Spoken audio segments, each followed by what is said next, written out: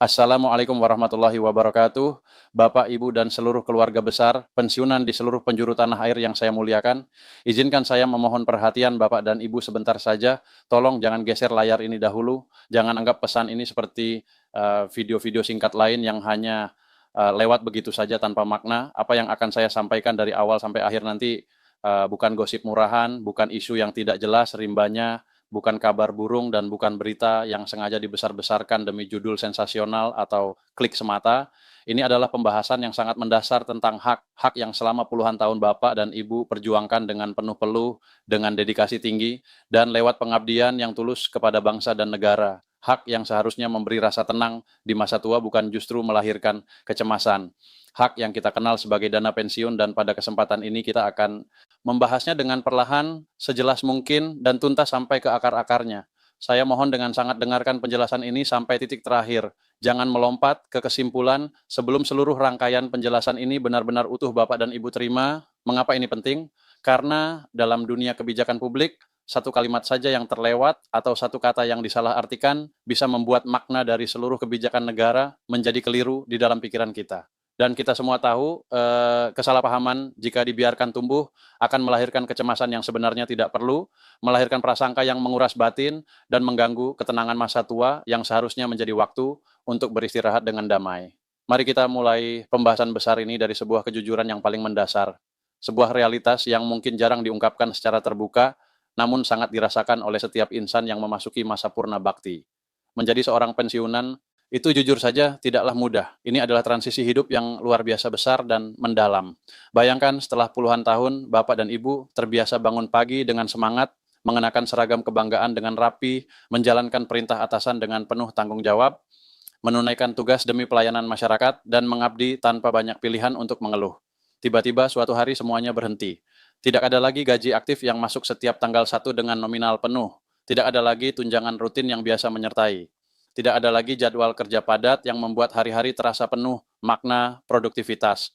Yang tersisa di fase ini hanyalah waktu luang yang melimpah, kondisi kesehatan yang mulai sering diuji oleh faktor usia, dan satu sumber penghidupan utama yang kita sebut sebagai dana pensiun. Secara ideal, masa pensiun seharusnya menjadi fase paling tenang dan membahagiakan dalam perjalanan hidup seorang manusia. Ini fase di mana seseorang seharusnya menikmati hasil dari benih-benih pengabdian yang sudah ditanam dan dipupuk selama berpuluh-puluh tahun.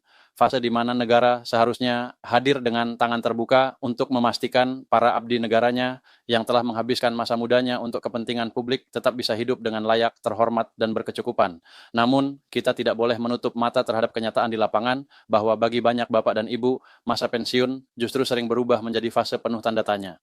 Setiap awal bulan ketika saldo rekening atau buku tabungan diperiksa, angka-angka itu dipandangi lama-lama dengan tatapan penuh harap sekaligus cemas. Lalu muncul perasaan campur aduk di dalam hati. Apakah ini cukup untuk bulan depan? Bagaimana jika harga kebutuhan pokok kembali naik? Bagaimana jika tiba-tiba ada anggota keluarga yang jatuh sakit? Di tengah suasana batin yang penuh ketidakpastian ketika pemerintah mengumumkan adanya kebijakan kenaikan gaji dan pemberian rapel pensiun. Sebuah harapan besar tiba-tiba muncul kembali ke permukaan seperti fajar yang menyingsing. Saya memahami betul perasaan itu menyelimuti Bapak dan Ibu. Ada yang tersenyum lega, ada yang terharu hingga meneteskan air mata syukur, ada yang mulai mengambil kalkulator untuk menghitung kebutuhan rumah tangga, ada pula yang hanya berbisik lirih di dalam hati mengucapkan terima kasih atas perhatian yang diberikan. Harapan semacam itu adalah hal yang sangat manusiawi dan wajar. Karena bagi seorang pensiunan rapel itu bukan sekadar deretan angka di atas kertas atau layar ATM. Rapel adalah simbol pengakuan nyata dari negara. Rapel adalah bukti bahwa pengabdian Bapak dan Ibu tidak pernah dilupakan oleh Ibu Pertiwi. Rapel adalah janji bahwa hak yang sempat tertunda karena proses administrasi akan dibayarkan secara utuh. Namun ketenangan itu sering terusik kembali ketika waktu terus berjalan, bulan demi bulan berganti, dan sebagian Bapak dan Ibu ternyata masih menerima nominal lama di rekening. Belum ada perubahan terlihat, belum ada tambahan dana yang masuk, dan yang paling menyesakkan adalah tidak adanya penjelasan langsung yang jernih sampai ke telinga Bapak dan Ibu dari ruang kosong. Informasi inilah spekulasi dan pertanyaan liar mulai bermunculan. Kapan rapel itu cair?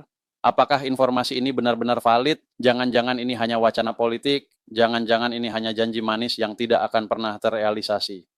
Di titik penuh ketidakpastian itulah saya meminta Bapak dan Ibu berhenti sejenak. Mari kita tarik napas dalam-dalam, kita tenangkan hati, dan kita luruskan semua informasi ini bersama-sama agar tidak ada lagi duri yang mengganjal di pikiran. Saya ingin menegaskan dengan keyakinan berdasarkan data resmi yang ada bahwa pemerintah Republik Indonesia telah memastikan rapel pensiun ini bukan sekadar rencana di atas kertas. Ini bukan sesuatu yang baru akan dibahas, ini bukan isu tanpa dasar, dana ini sudah dialokasikan dalam anggaran negara, dana ini sedang dalam proses penyaluran melalui lembaga resmi yang ditunjuk negara, yaitu PT Taspen dan Asabri berdasarkan payung hukum dan keputusan yang sah dan kuat. Artinya secara administratif dan hukum tidak ada pembatalan kebijakan, tidak ada penghapusan anggaran sepihak, dan tidak ada permainan dana di balik layar. Jika hari ini Bapak atau Ibu mendengar ada oknum mengatakan itu cuma isu, itu tidak jelas, atau itu tidak jadi dicairkan, maka saya tegaskan pernyataan itu tidak benar dan sangat menyesatkan. Negara tidak mungkin mengumumkan kebijakan strategis yang menyangkut hajat hidup jutaan purnawirawan tanpa landasan hukum kokoh dan ketersediaan dana nyata. Yang terjadi saat ini bukan pembatalan, melainkan proses teknis yang masif. Dan disinilah letak banyak kesalahpahaman. Banyak yang bertanya dengan nada kecewa. Kalau sudah resmi dan uangnya ada, mengapa tidak langsung cair semuanya serentak hari ini juga? Jawabannya sederhana, namun sering disalahartikan atau dipelintir. Pencairan dana sebesar ini yang melibatkan jutaan penerima manfaat tidak mungkin dilakukan serentak dalam 1 detik yang sama ke seluruh rekening di pelosok negeri. Ini bukan karena negara berniat menunda hak Bapak dan Ibu, ini bukan karena kas negara kosong, ini bukan karena negara pilih kasih. Pencairan dilakukan bertahap karena ada proses teknis yang sangat krusial dan tidak boleh ada kesalahan, yaitu verifikasi dan validasi data. Tahapan ini sangat sakral dalam birokrasi keuangan negara dan tidak bisa dilompati demi sekadar kecepatan. Mengapa begitu ketat? Karena negara punya tanggung jawab besar untuk memastikan dengan tingkat akurasi penuh bahwa dana benar-benar masuk ke rekening orang yang sah berhak menerimanya. Negara tidak menginginkan kesalahan transfer sekecil apapun. Negara tidak mau dana yang merupakan hak para pensiunan jatuh ke tangan orang yang salah. Negara juga ingin menghindari masalah hukum di kemudian hari akibat kecerobohan administrasi saat ini. Dan yang paling penting, negara ingin memastikan tidak ada 1 rupiah pun dari hak Bapak dan Ibu yang hilang, tercecer, atau terpotong karena proses pendataan yang terburu-buru. Ya Bapak dan Ibu sekalian, tolong tanamkan prinsip ini baik-baik. Rapel ini adalah murni hak Bapak dan Ibu. Ini bukan sedekah pemerintah, ini bukan bantuan sosial, ini bukan bonus. Ya, rapel adalah selisih antara besaran gaji lama dan besaran gaji baru yang secara hukum seharusnya sudah Bapak dan Ibu terima sejak kebijakan itu berlaku. Karena sifatnya hak yang dilindungi undang-undang, negara pun tegas dalam aturan mainnya. Rapel tidak boleh dipotong sepeser pun oleh pihak manapun dengan alasan apapun. Rapel tidak boleh dialihkan untuk peruntukan lain tanpa izin pemilik hak. Rapel tidak boleh ditahan tanpa alasan administratif yang sah. Lalu siapa saja yang berhak menerima rapel ini agar tidak ada lagi keraguan? Mereka adalah seluruh pensiunan ASN atau PNS, para purnawirawan TNI, pensiunan anggota Polri, serta para janda atau duda dari pensiunan tersebut hingga ahli waris sah sesuai ketentuan peraturan yang berlaku. Dan satu hal penting yang perlu dicatat untuk mendapatkan hak ini, Bapak dan Ibu sebenarnya tidak perlu melakukan pendaftaran ulang, tidak perlu bolak-balik ke kantor dinas atau kantor cabang Taspen dan Asabri hanya untuk mengurus rapel. Bapak dan Ibu juga tidak dipungut biaya apapun.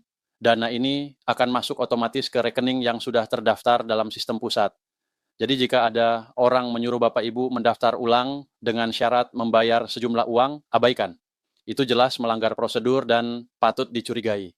Sekarang kita bahas pertanyaan yang sering memicu, sering perdebatan di grup WhatsApp atau saat berkumpul dengan sesama pensiunan.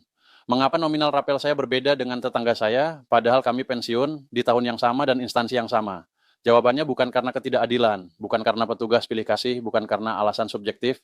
Besaran rapel dihitung berdasarkan rumus teknis dan baku, ya dihitung dari gaji pokok terakhir, pangkat terakhir, golongan ruang saat pensiun, masa kerja, serta jumlah tunjangan keluarga yang menjadi tanggungan pada periode rapel tersebut. Semua perhitungan dikerjakan oleh sistem bukan berdasarkan perasaan, bukan berdasarkan kedekatan, bukan berdasarkan siapa yang paling vokal. Setiap pensiunan punya riwayat kepangkatan yang unik, ada yang masa kerjanya lebih panjang, ada yang golongannya lebih tinggi, ada yang jumlah tanggungan berbeda, maka sangat logis dan bahkan wajib secara sistemik jika hasil perhitungan rapel berbeda antara satu orang dan orang lainnya. Ini bukan soal siapa yang lebih dicintai negara, ini murni soal variabel data. Kita harus objektif agar tidak muncul iri hati atau prasangka buruk di antara sesama rekan seperjuangan, karena hal itu hanya akan merusak silaturahmi yang sudah terjalin lama.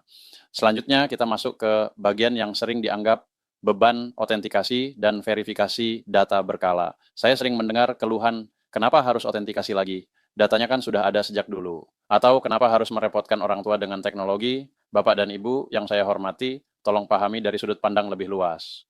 Prosedur ini bukan untuk mempersulit, justru untuk melindungi hak Bapak dan Ibu. Autentikasi dilakukan untuk memastikan 3 hal. Pertama, memastikan penerima manfaat memang masih ada dan masih berhak menerima. Kedua, memastikan rekening terdaftar masih aktif. Ketiga, memastikan data identitas dalam sistem pusat sinkron dengan dokumen kependudukan terbaru. Jika salah satu unsur bermasalah, dana akan ditahan sementara oleh sistem. Ingat, hanya ditahan bukan dibatalkan. Dana tidak diambil negara. Dana hanya diparkir sampai data diperbarui. Disinilah peran keluarga menjadi sangat penting. Saya mengetuk hati anak-anak dan cucu-cucu para pensiunan yang mungkin menyimak. Tolong dampingi orang tua atau kakek nenek dalam proses ini. Mendampingi bukan mengambil alih hak mereka. Mendampingi berarti membantu autentikasi di aplikasi berjalan benar. Memastikan data diisi akurat. Memastikan orang tua tidak bingung menghadapi teknologi. Jangan pernah memanfaatkan situasi ini untuk menguasai dana mereka atau mengambil keuntungan dari ketidaktahuan mereka. Jadilah pelindung bagi orang tua sebagai bentuk bakti. Dan di titik ini saya merasa wajib menyampaikan peringatan keras. Bapak dan Ibu harus sangat waspada terhadap penipuan yang marak. Penipu sering mengincar kesempatan di tengah kabar baik seperti pencairan rapel. Tanamkan dalam pikiran Taspen, Asabri, maupun bank penyalur tidak akan pernah meminta PIN ATM Bapak dan Ibu. Mereka tidak akan meminta kode OTP. Mereka tidak akan mengirim tautan mencurigakan lewat WhatsApp untuk mengisi data rahasia. Jika ada orang mengaku petugas, berbicara meyakinkan, lalu meminta data pribadi, saya pastikan itu penipuan. Jika ada yang menawarkan bantuan agar rapel cair lebih cepat dengan syarat memberi komisi, itu penipuan. Jika ada yang menelepon meminta transfer uang untuk biaya administrasi, materai, atau biaya apapun, itu penipuan. Jangan pernah memberikan informasi sensitif melalui telepon atau pesan singkat seberapapun mendesaknya mereka. Semua proses pencairan rapel berjalan otomatis tanpa biaya tambahan. Tidak ada pungutan liar, tidak ada setoran awal, tidak ada komisi. Modus penipuan sekarang semakin licin, terlihat profesional, bahkan memakai logo resmi bahasa formal, mencatut nama pejabat. Yang lebih mengkhawatirkan, kadang mereka sudah tahu nama dan nomor pensiun karena kebocoran data. Namun pegang satu prinsip, lembaga resmi tidak meminta konfirmasi data rahasia lewat saluran tidak resmi. Jika Bapak atau Ibu ragu, langkah paling aman. Jangan lakukan apapun lewat HP, datangi kantor cabang Taspen atau Asabri terdekat. Tanyakan langsung di loket resmi dengan petugas berdentitas jelas. Jangan percaya pesan mendadak. Karena sekali data pribadi diberikan, uang yang ditunggu berbulan-bulan bisa hilang sekejap. Dan proses hukum mengembalikan uang hasil penipuan digital sangat rumit dan sering tidak berhasil. Maka mencegah jauh lebih baik daripada mengobati. Sekarang mari kita bahas hal penting lain. Apa yang sebaiknya dilakukan setelah rapel benar-benar masuk ke rekening? Secara psikologis, melihat saldo bertambah besar bisa memicu euforia. Namun, di balik kegembiraan itu ada risiko finansial. Sering karena euforia uang rapel habis cepat untuk hal yang tidak direncanakan. Ini sangat berisiko bagi kestabilan ekonomi masa purna bakti. Saya ingin mengingatkan dengan penuh kasih sayang, rapel ini bukan uang kaget, bukan hadiah mendadak, ini hak Bapak dan Ibu yang sempat tertunda.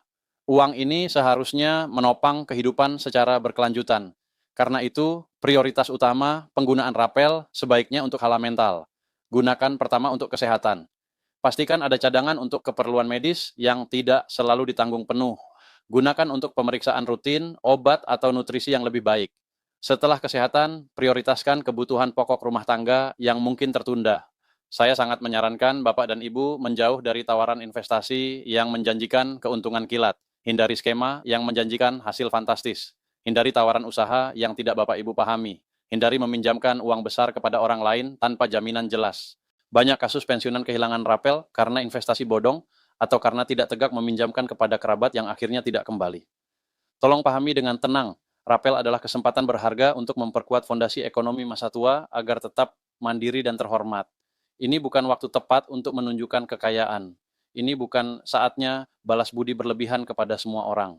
Ini bukan waktu mencoba bisnis baru yang tidak dikuasai. Jika ingin membantu keluarga atau cucu, lakukan dengan perhitungan bijak dan terukur, jangan habiskan semuanya. Jika ingin uang berkembang, pilih instrumen aman dan resmi seperti tabungan berjangka atau produk bank pemerintah yang dijamin. Mengapa saya menekankan ini? Karena di usia pensiun, kehilangan uang bukan hanya kehilangan materi, tapi kehilangan rasa aman dan ketenangan, dan bisa berdampak pada kesehatan. Jadi kelola rapel dengan kepala dingin, bukan dengan euforia. Selanjutnya, mari kita luruskan polemik tanggal pencairan yang sering jadi buah bibir. Banyak konten internet memakai judul provokatif seolah semua orang menerima pada hari yang sama. Tolong pahami prosedur ini.